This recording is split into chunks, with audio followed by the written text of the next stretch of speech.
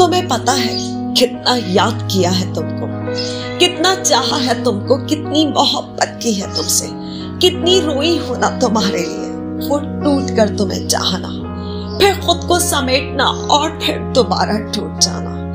ऐसा चाहा है, ये सब कुछ तेरे लिए तो था।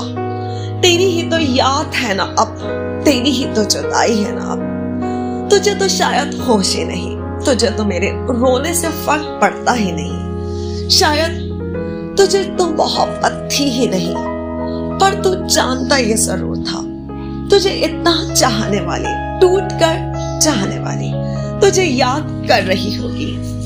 लेकिन क्यों ऐसा करते हैं लोग, क्यों भूल जाते हैं लोग, मोहब्बत करके तना क्यों छोड़ जाते हैं लोग। क्यों करते हैं ऐसे जिनको हम याद करते हैं, जिनके बिना हम रह नहीं सकते, वो क्यों इग्नोर करते हैं।